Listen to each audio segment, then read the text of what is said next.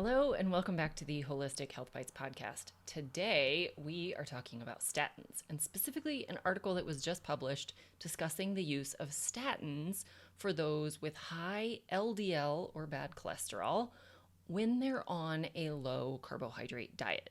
Now, this was published in the journal Current Opinion in Endocrinology, Diabetes, and Obesity by David Diamond, Ben Bikman, and Paul Mason. One of the main concerns people and many medical professionals have about low carb and ketogenic diets is that they sometimes cause a rise in LDL cholesterol readings on blood work. There's been a lot of research on the benefits of low carb diet for weight loss and management of type 2 diabetes, but there's this fear around cardiovascular disease that has been lingering for decades. Fear of consumption of fat, specifically saturated fat, has lived on for over 50 years, despite there being no conclusive evidence that healthy fat consumption is causal of heart disease development. These claims are somewhat drawn from the diet heart hypothesis, which holds the view that LDL cholesterol is a principal driving force in the development of atherosclerotic cardiovascular disease, and that the key initiating event in atherogenesis is the retention of LDL cholesterol within the artery wall. Now, LDL is seen as the villain that must be lowered to reduce the risk of heart disease, hence why statins are so highly recommended for their LDL lowering capabilities. Numerous studies and reviews have been done over many decades, highlighting significant critiques of the original diet heart hypothesis and the data collection used to draw the hypothesis conclusions.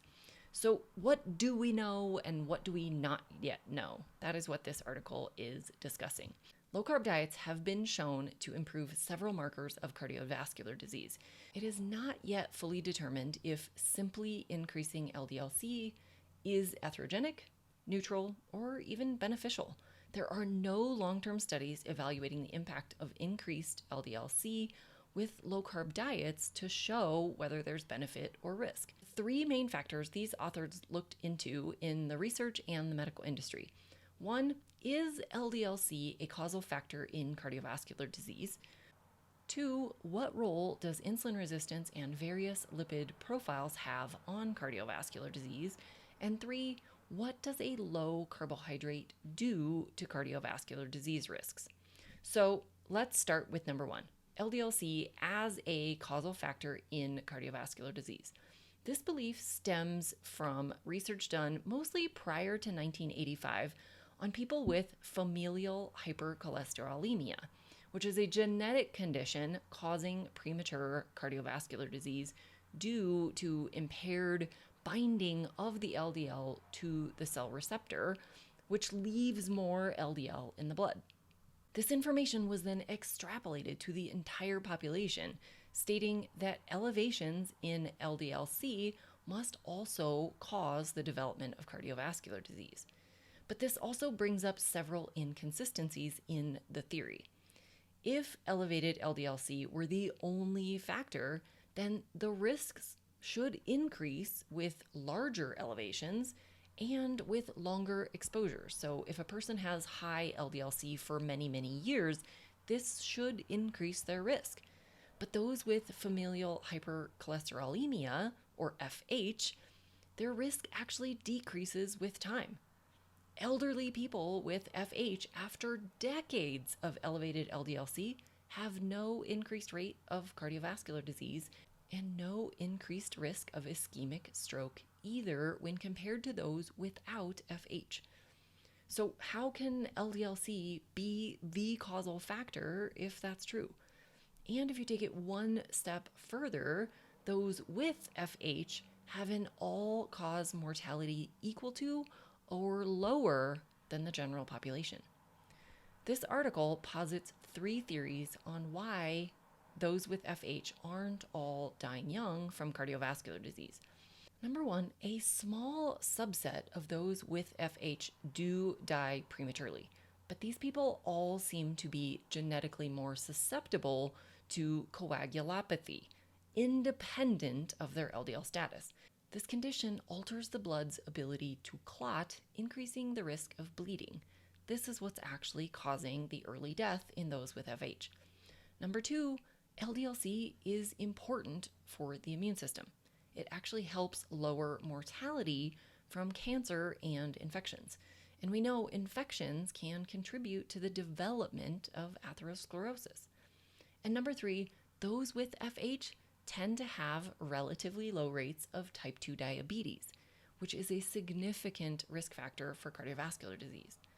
Also interesting is that those in the general population without FH also tend to have greater longevity with higher LDL-C compared to those with lower LDL-C. Multiple heart disease organizations hold strong to the belief that LDL-C is a cause of cardiovascular disease, despite it being repeatedly found to be a poor marker of cardiovascular disease risk and mortality, including all-cause mortality. Calcification within the coronary arteries has been found to be a reliable risk marker. Coronary arterial calcium scoring, or CAC scoring, has been shown to be the best predictor of fatal and non-fatal coronary events in diabetics and non-diabetic individuals, and in people of all ages. Studies have shown that over 1/3 of people with very high LDL-C have a 0 CAC score, showing very low risk of future coronary events. Other tests have been found to be better correlated with cardiovascular disease risk are elevated fasting glucose, elevated hemoglobin A1C, and elevated triglycerides. Another overlooked feature of LDL-C are the different types of LDL particles. Total LDL-C represents the sum population of all of the different LDL particles, including a marker called Lp(a), which is related to increased risk of cardiovascular disease and a pro-inflammatory state. Now, the second major category of information that this article looked at was the relevance of insulin resistance and various lipid profiles in cardiovascular disease. Current research has clearly demonstrated that insulin resistance is a strong and independent risk factor for hypertension and cardiovascular disease and has a major causal influence on the development of cardiovascular disease. Insulin resistance drives the development of type 2 diabetes, which is the greatest risk factor for cardiovascular disease. Insulin resistance is related to hypertension, increased blood clotting, advanced glycation end product associated endothelial dysfunction, which is just a fancy way of saying that there's sugar molecules being attached to various cellular components, which cause damage and kind of make everything sticky, and impaired nitric oxide synthesis, which is directly related to blood vessel dilation, hormone release, neurotransmitter function, and a lot of different cell signaling processes. All of these contribute to blood vessel damage and impaired function. Insulin resistance, as it relates to hypertension, causes the kidneys to retain more sodium, and it also activates the sympathetic nervous system, which is our fight or flight reaction. Chronically elevated insulin, as seen with insulin resistance, chronically elevates epinephrine, which activates the cardiovascular system, increases the amount of blood pumped through the heart, and increases platelet aggregation. Insulin resistance with elevated insulin levels also causes increased foam cells to be formed, which are a chief component of plaques. These foam cells are created by immune cells called macrophages that gobble up many things that we don't want in our bodies. That also includes lipids. When they become overloaded with the lipids, they become foam cells. They actually die and look kind of foamy. This initiates a pro-inflammatory cascade that ends up burying the foam cells inside the arterial walls. Insulin resistance, type 2 diabetes, and obesity are associated with more dangerous types of LDL. So earlier I mentioned that there's different LDL particle sizes. They range from small, dense LDL to large, fluffy, buoyant LDL particles. The small, dense LDL more easily undergo atherogenic modifications, including glycation, which increases inflammation, glucose levels, and overall cardiovascular disease risk. This makes up one part of the atherogenic dyslipidemia triad, which includes elevated triglycerides, small dense LDL, and low HDLC. Each piece of this triad increases the risks individually and even more so when combined. This triad has been referred to as pattern B in many other publications. So if you see that, that is what this is referring to, is the more dangerous pattern of lipids. This pattern B shows a threefold increased risk of myocardial infarction independent of age, sex, and relative weight. Large buoyant LDL has not been shown to be an increased risk for cardiovascular disease. The Framingham Offspring study, published in 1992, showed that low HDL, or the good cholesterol, along with elevated triglycerides, were correlated with lower levels of large buoyant LDL, higher small dense LDL, and increased risk of coronary artery disease. One simple way you can evaluate your pattern is to look at the triglyceride to HDL ratio. Now, this can be calculated on any standard lipid panel, even if the lab didn't report it. Simply divide your triglyceride value by your HDL value. An elevated ratio is predictive of this riskier pattern B profile. Ideally, this number should be as low as possible, at least under 2. For example, if you have a triglyceride value of 150 and an HDL value of 30, you would have a ratio of 5. This would be increased risk. Instead, if you had a triglyceride level of 70 and an HDL level of 65, you would have a ratio of 1.07, which is low risk. And the last section of this article discusses low carbohydrate diets as they relate to cardiovascular disease. So we've already established that insulin resistance, type 2 diabetes, and metabolic syndrome conditions increase cardiovascular disease risk. The great news is even modest nutritional changes can often be far more effective than pharmaceuticals for reducing cardiovascular disease risk. Low-carb diets have been shown to decrease risk factors such as visceral fat, which is the fat around your organs, blood pressure, levels of Lp(a), or the bad kind of LDL that is pro-inflammatory, and inflammation, as well as glucose, lipids, and other insulin-based risk factors. One study compared a low-carb diet to a low-fat diet in obese adults and showed that the low-carb diet lost more weight, increased HDL-C, decreased triglycerides, and decreased C-reactive protein, which is a marker of inflammation, more than the low-fat diet did. Meta-analyses of several other studies have shown the same improved results with low carb over low fat. Several longer-term studies from 6 months to 3 years have shown reductions in several risk factors, such as lowering triglycerides, lowering small dense LDL, balancing blood pressure, and reducing hypertension medications using a ketogenic diet, which is, by its very nature, low carbohydrate. One 2-year low-carb intervention study also showed improved carotid intima media thickness, which is basically a measure of the thickness of the arterial wall. Several long-term ketogenic studies have been done on patients with epilepsy, showing the safety of these nutritional interventions for long term. One study was even 10 years long. Add in numerous practitioners, doctors, nutritionists, and dietitians who have used and recommended low-carb and ketogenic diets for their clients for many years without increased risk of cardiovascular disease events, and there's a mountain of data showing the benefits.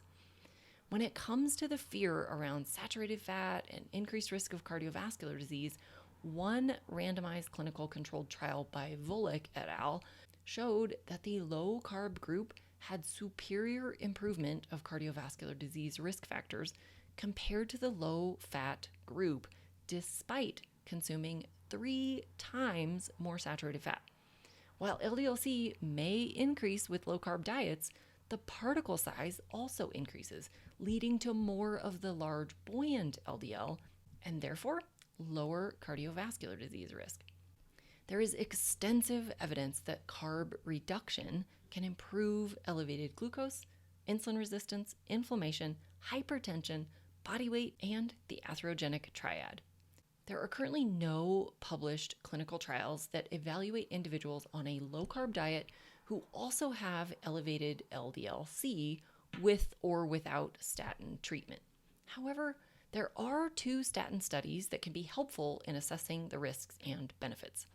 The first was a reanalysis of the data from the 4S trial, which was a study that evaluated secondary cardiovascular disease prevention for those who have a history of angina or myocardial infarction, as well as having elevated LDL-C.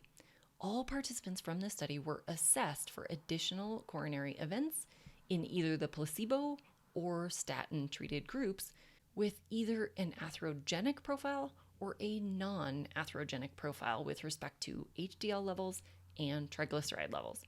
When looking at just the placebo group, those that had the non-atherogenic profile or low triglycerides with high HDL had lower incidences of coronary events than those in the placebo group than those who had the atherogenic profile, low HDL and high triglycerides.